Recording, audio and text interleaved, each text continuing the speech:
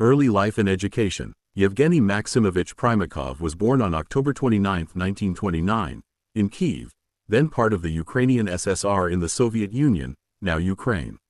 He grew up in Tbilisi, Georgia, Georgian SSR, after his family relocated there.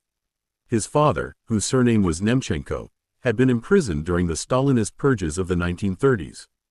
Primakov's mother, Anna Yakovlevna Primakova, was of Jewish descent and worked as an obstetrician. She was related to the prominent Soviet physiologist Yakov Kirshenblatt. Primakov adopted his mother's surname early in life. Primakov pursued studies in Oriental languages, graduating from the Moscow Institute of Oriental Studies in 1953 with a degree in Arabic. He continued postgraduate work at Moscow State University, specializing in Arab studies, which laid the foundation for his lifelong expertise in Middle Eastern affairs. Career in journalism and intelligence. Primakov's professional journey began in journalism during the 1950s. From 1956 to 1970, he worked as a foreign correspondent for Soviet radio and as a Middle East specialist for the state newspaper Pravda. In this role, he frequently traveled to the region, covering key events like the Arab-Israeli conflicts. Unbeknownst to the public at the time, Primakov was co-opted by the KGB, the Soviet Union's main security agency, under the codename Maxim. He undertook intelligence missions in the Middle East and even the United States, reportedly under some coercion.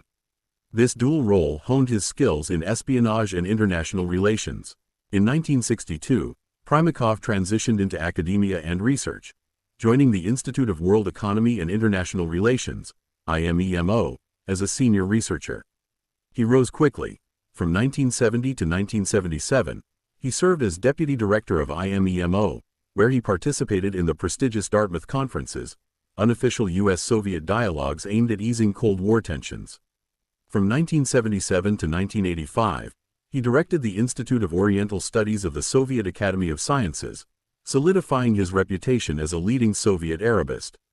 He returned to IMEMO as director from 1985 to 1989 and also served as first deputy chairman of the Soviet Peace Committee, promoting anti-war initiatives.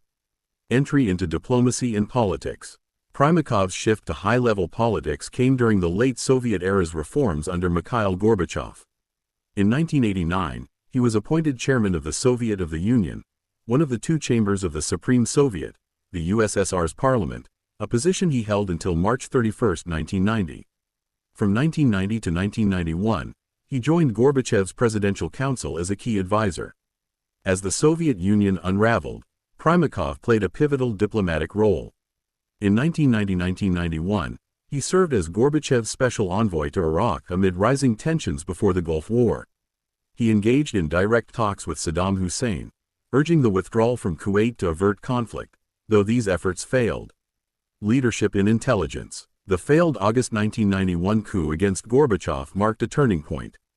Primakov was appointed first deputy chairman of the KGB and director of its First Chief Directorate, Foreign Intelligence. Following the USSR's dissolution in December 1991, he oversaw the transformation of this unit into Russia's Foreign Intelligence Service, SVR, becoming its first director on December 26, 1991. He held this post until January 9, 1996, preserving much of the KGB's structure with minimal reforms during a chaotic transitional period. Foreign Minister and the Primakov Doctrine. On January 9, 1996, Primakov was named Minister of Foreign Affairs by President Boris Yeltsin, succeeding Andrei Kozyrev. He served until September 11, 1998, becoming a staunch defender of Russian national interests in a post-Cold War world. A vocal opponent of NATO's eastward expansion, Primakov nonetheless signed the NATO-Russia Founding Act in 1997 to foster limited cooperation. His tenure emphasized multilateralism and a multipolar world order. He championed the Primakov Doctrine, proposing a strategic triangle alliance among Russia, India, and China, later evolving into the RIC framework and influencing BRICS, to counterbalance U.S. dominance. During the Yugoslav wars, Primakov supported Serbian leader Slobodan Milosevic, criticizing NATO's interventions as violations of sovereignty. In 1992, he controversially admitted that the KGB had fabricated and propagated the disinformation campaign claiming the U.S. created AIDS as a biological weapon. A defining moment came in 1998 when Primakov attempted to mediate in Iraq again, but his most famous diplomatic gesture was Primakov's U-turn on March 24, 1999. En route to Washington, D.C., for talks, he ordered his plane to loop back over the Atlantic upon learning of NATO's bombing of Yugoslavia, symbolizing Russia's rejection of Western unilateralism. Prime Minister of Russia. Amid Russia's 1998 financial crisis, triggered by a ruble devaluation and default, Primakov was appointed Prime Minister on September 11, 1998, after Yeltsin's attempt to reinstate Viktor Chernomyrdin was blocked by the Duma. He served until May 12, 1999, forming a broad coalition government that included communists and reformers. As premier, Primakov focused on economic stabilization. He implemented successful tax reforms, reduced corruption in state enterprises, and negotiated foreign aid from the IMF and G7 nations. His government avoided radical privatization, prioritizing social welfare and industrial recovery. However, tensions with the West escalated due to his pro-Yugoslav stance and reluctance to align fully with U.S. policies. Domestically, his popularity soared, with polls showing him as a leading presidential contender. Yeltsin dismissed him abruptly on May 12, 1999, amid impeachment proceedings in the Duma. Many analysts believe Yeltsin feared Primakov's rising influence and his ties to opposition forces, including the Communist Party, which Primakov refused to purge from his cabinet. Primakov later ran for president in 2000 but withdrew to support other candidates. Later career and achievements. After leaving office, Primakov remained influential.